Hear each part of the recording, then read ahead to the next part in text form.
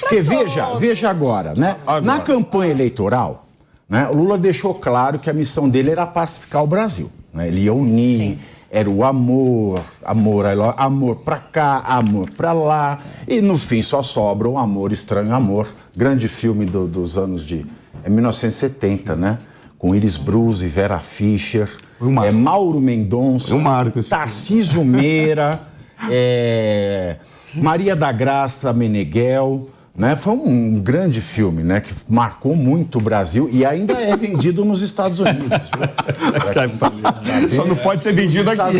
Aqui não pode, mas nos Estados Unidos pode.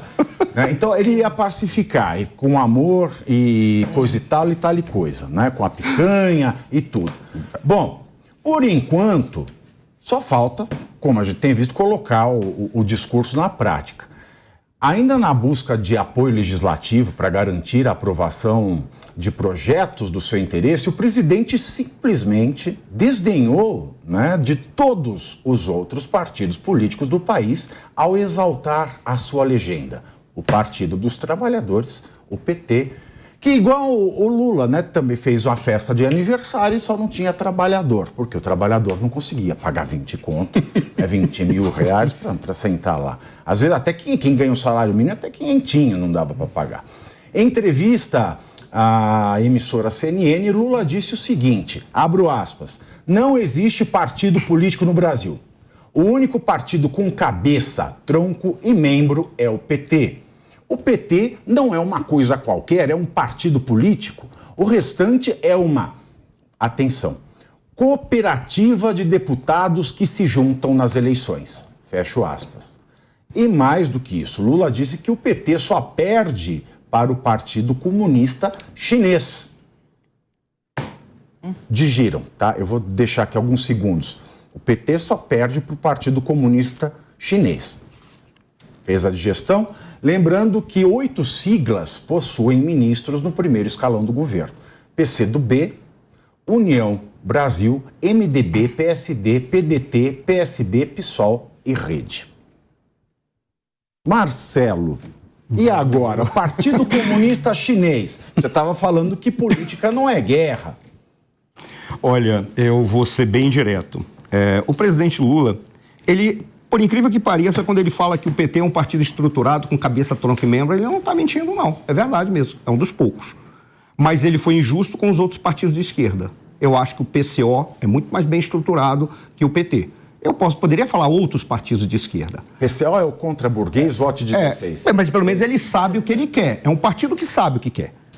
Não fica namorando, fazendo de conta que namora com a alta burguesia. Vou usar a linguagem marxista. A alta burguesia, depois namora com a pequena burguesia, depois traz isso, traz aquilo. Ou seja, um partido pelo menos sabe o que quer.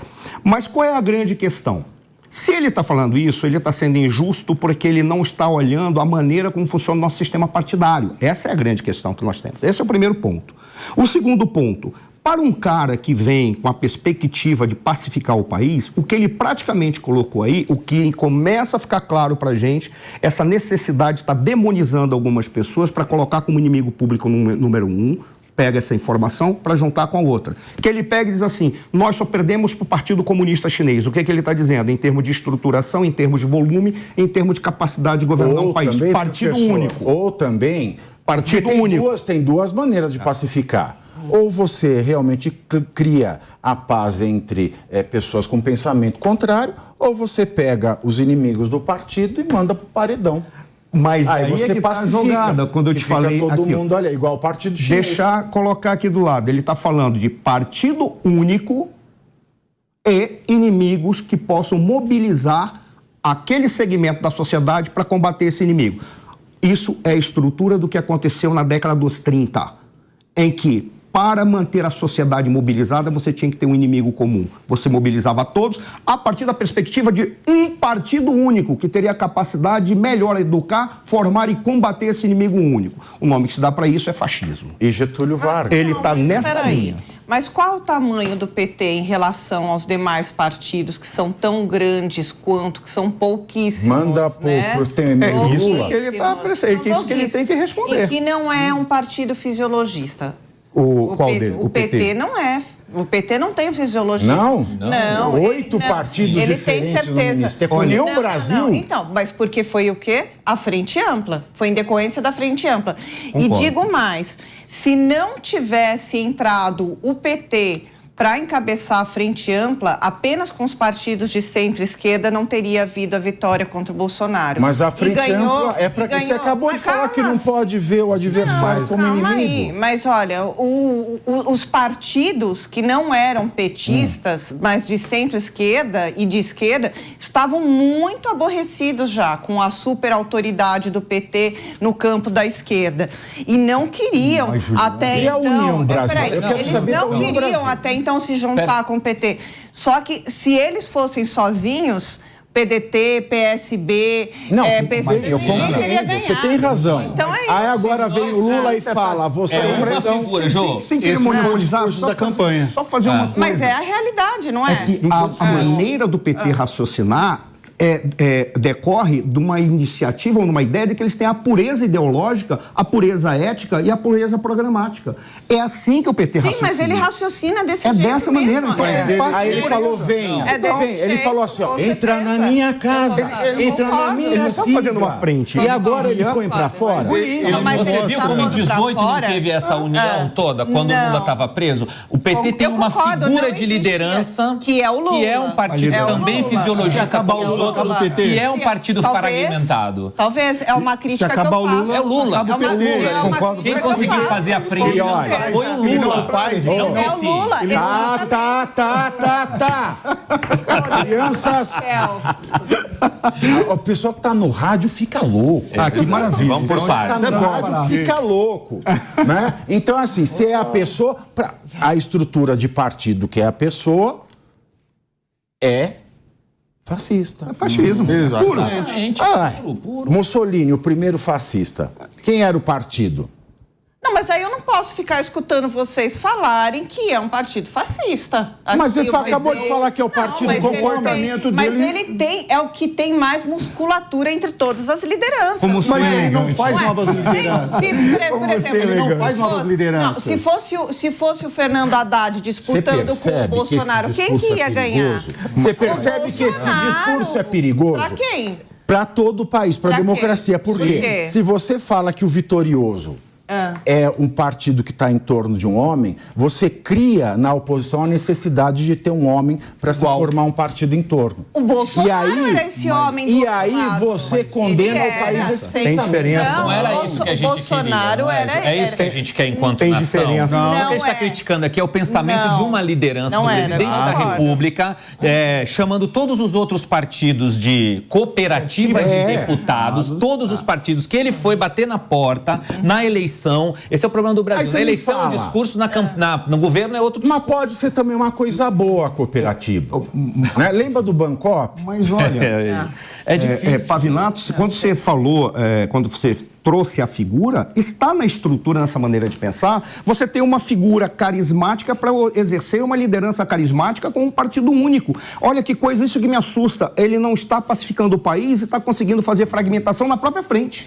Para dizer que nós temos a pureza. Ele está se perdendo, ele está se perdendo. Nesse sentido, ele e o Bolsonaro, nesse sentido, por serem lideranças carismáticas, eles são muito parecidos, porque são governos populistas. Mas olha só, um para a esquerda. Vamos olhar os números do PT. Vamos olhar os números do PT nos municípios. Vamos ver quantas cidades hoje tem o governo do PT. Poucos. O PT foi perdendo a liderança dele ao longo do... Mas daqui 2 anos... Na Câmara ele está muito bem sustentado, mas o partido. Ele não forma novas lideranças. Ele não está formando assim como o Bolsonaro fez. O Bolsonaro deixou um governador do estado que está aqui hoje. Fez vários deputados e vários senadores.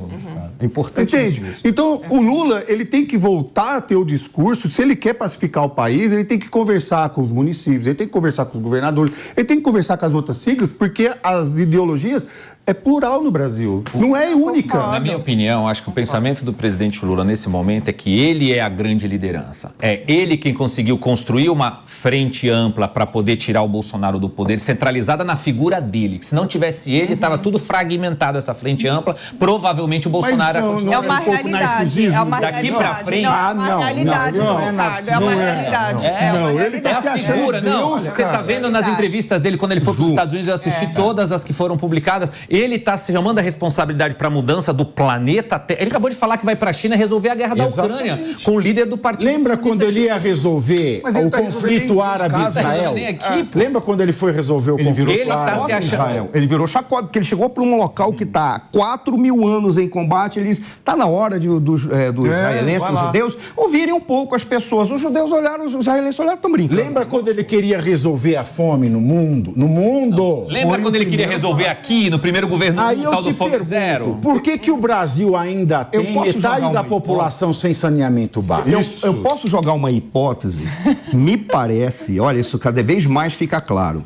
O Lula, ele está começando a perceber que ele, como figura carismática, já está no teto, porque ele não consegue chegar na rua e juntar uma galera, uma população gigantesca. Ele não consegue mais fazer isso. Ele junta a galera dele, a bolha. Ele junta aquele pessoal, mas ele não junta mais a sociedade brasileira.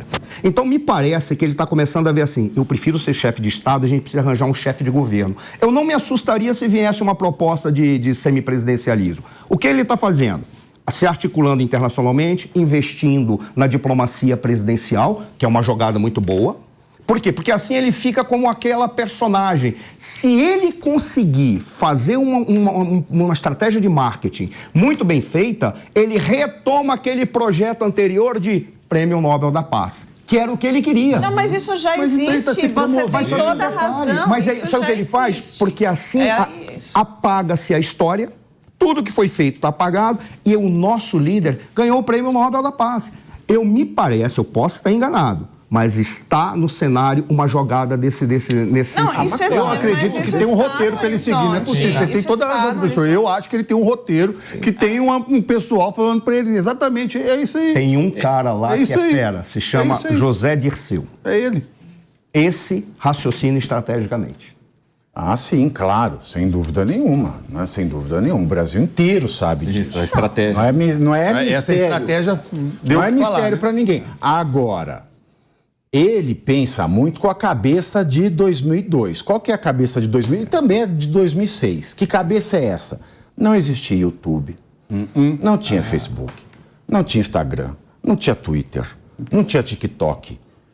A gente não tinha essa universalidade de pessoas em redes sociais, com acesso ao Google, com print, com vídeo do passado, com fácil acesso aos dados oficiais. Então, antes ele podia ir para todo lugar e falar todo tipo de absurdo. Porque não tinha como conferir. Hoje dá. Hoje é na hora. Então, mas aí eu acho que ele perdeu esse Não, negócio. mas aí vamos combinar o seguinte, que a direita vem com a sua liderança mais forte, sendo Jair Messias Bolsonaro até ontem, e que não tem um bom relacionamento com a comunidade internacional. Também não tem uma retórica e uma capacidade de dialogar com muitas outras pessoas fora do espectro. Então, nós estamos sem saída de alternância de... Não, peraí. Você mudou de assunto. Não tô mudou sim. Eu falei o seguinte, a cabeça do Lula é 2002, 2006. Ele não se atualizou. Ele fala coisas que não condizem com os dados. E hoje você confere isso na hora. Mas ele continua mais forte, esse é o ponto. Ele não venceu a eleição, ele continua mais forte. Ele venceu a eleição por uma margem pequena. Bom, eu concordo. Forte no cenário internacional. Agora são 14 horas e 30 minutos. E ainda nesse tema, né, muita gente da Frente Ampla está realmente decepcionada. Isso é fato. Né? As manifestações do PT e do presidente nas primeiras semanas de governo despertam muita desconfiança entre setores políticos que apoiaram o petista no segundo turno das eleições. Líderes partidários consideram que PT e Lula se preocupam basicamente em tentar desconstruir o governo passado com desinformação, visão distorcida, revanchismo, sem olhar para frente e sem fazer nada de prático. Em discursos recentes, Lula se referiu ao impeachment de Dilma, mais uma vez como golpe, chamou os procuradores da Lava Jato de quadrilha e entrou em conflito com o Banco Central. O jornal Estado de São Paulo, o Baleia Rossi, presidente do MDB, disse o seguinte, abro aspas, triste o PT, um partido importante, em um documento da sigla, resolver espalhar fake news. Fecho aspas. Já Roberto Freire, que é presidente do Cidadania, disse, entre aspas, falar em golpe é estultice. Para quem não sabe, estultice é burrada.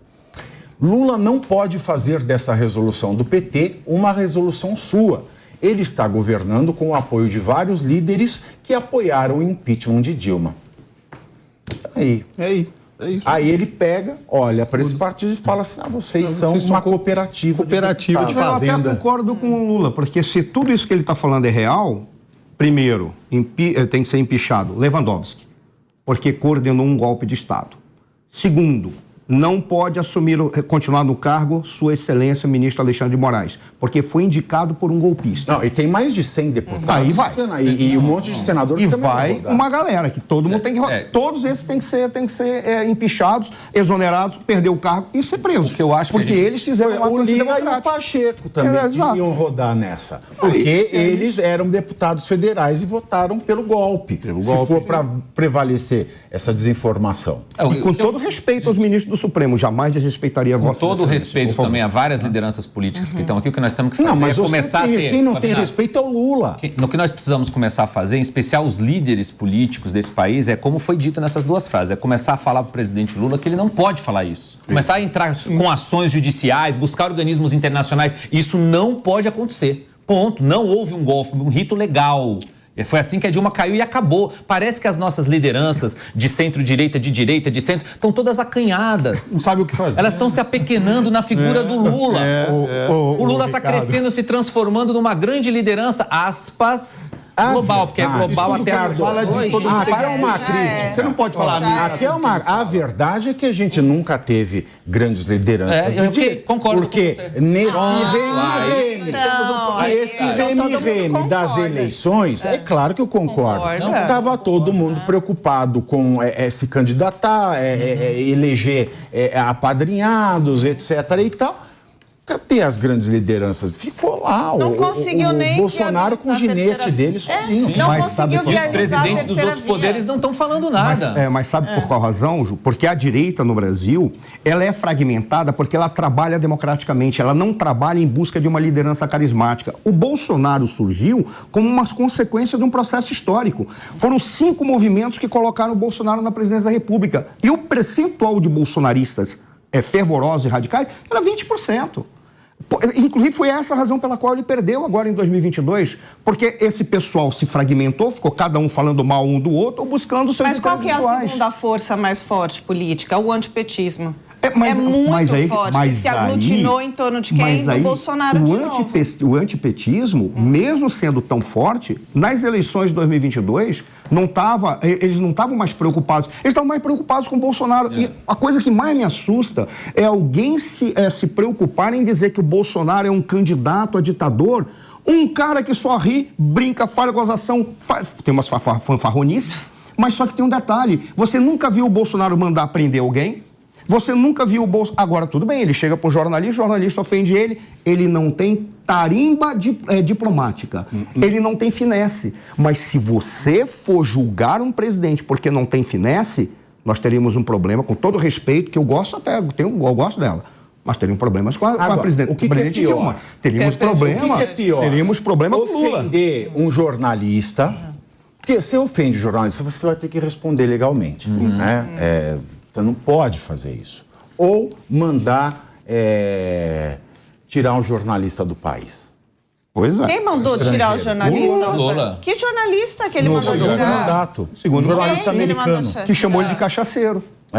Não foi eu, pelo amor de Deus. Quem falou isso foi o jornalista. Exatamente, foi o jornalista. E aí ele toma cuidado, tomar pelo amor. O Gilmar vai te pegar. Não, ele mandou extraditar o jornalista. Ele mandou, Mas eu não conheço essa história, de verdade. É bastante. Senão eu falaria sobre ela. Não, mas agora, que existe uma ideia de que membros do executivo mandam cortar as cabeças de jornalistas, isso daí é muito antigo. Não é? Em todas as redações. Agora, olha só, Ju. Muito recentemente foi feita uma reunião com 45 canais de mídia alternativas ou independentes.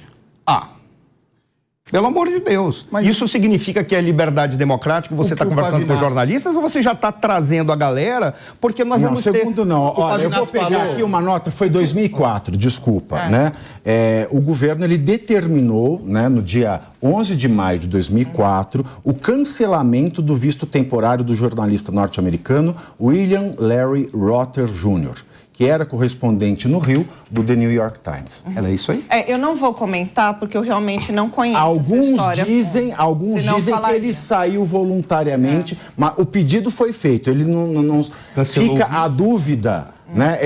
Houve a determinação, mas se ele foi cancelado de fato, isso altera nas notícias da época. Eu acredito que esse é o medo do Lula. Mas assim, o pedido oficial foi feito, tá? Isso é uma matéria do Conjur. Esse é o medo do Lula com as redes sociais. É por isso que quer regulamentar, é por isso que quer controlar para poder ele ter os discursos dele livre. É isso.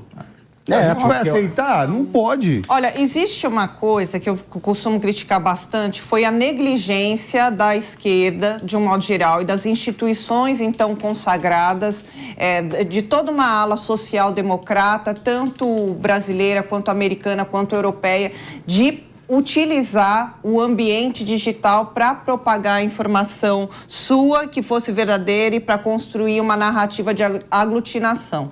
E a direita, nesse sentido, viu como uma oportunidade, eram muitos outsiders, e utilizou para fazer toda a disseminação de conteúdo Então você está dizendo que é o modus operandi da direita. Que é bom. Que é bom nas redes. A organização das redes. Que é bom nas redes. Isso se deu espontaneamente. Não foi coordenado. Agora, os sociais-democratas no mundo, eles perderam muito espaço do digital para poder formalizar o seu discurso, dar continuidade ao seu discurso, porque aí eu concordo com vocês, não mudou o discurso, não modernizou. Não tinha manual do passado das redes sociais. Não havia um manual marxista, leninista, falando como trabalhar nas redes sociais. Nós estamos lógico, eles não estão acostumados com todo mundo falando o que quer. Nós começamos a melhorar, com a liberdade de expressão. Começamos a melhorar a carruagem para o piloto. Aí ele quer voltar a andar de fusquinha. Então, mas isso é o quê? Estrategicamente? É uma negligência, não é? Foi uma da esquerda. Da esquerda. Eu não sei se cabe. Não soube usar. Eu não sei se cabe essa imagem e essa interpretação. Mas qual é a grande questão? A esquerda, principalmente a esquerda revolucionária, como é que ela trabalhava? Ela trabalhava não na clandestinidade, mas ela trabalhava em grupos específicos, isolados, para criar aquilo que eles chamavam de condição subjetiva. O que é a condição subjetiva? Você saber que você é classe operária e, por isso, você tem que mudar e retirar do poder quem é a classe dominante, que é a classe empresarial, ou os burgueses. Eles trabalhavam dessa maneira. E onde que eles iam? Eles iam avançando por núcleos discursivos e não era em praça pública. Qual é a novidade? Vem a internet, vem as redes sociais. O que a rede social é? É a nova ágora. É a praça pública. E eles falam, porra, como é que eu vou trabalhar isso? Eu sempre trabalho ou na clandestinidade ou isolado aqui e ali. E a gente vai avançando depois que a gente criou a consciência de classe num grupo suficiente para entrar na porrada. Eles não souberam fazer isso. Mudou, né? Já a direita, não. Por que a direita usou bem as redes sociais? Porque ela usou as redes sociais para ganhar dinheiro. Eu quero fazer negócio, eu quero fazer curso, eu quero fazer isso. Todo mundo sabia trabalhar com essa ágora. E porque ela estava fora do núcleo central de poder até então consolidado, que era muito mais social-democrata do que republicano ou de direita.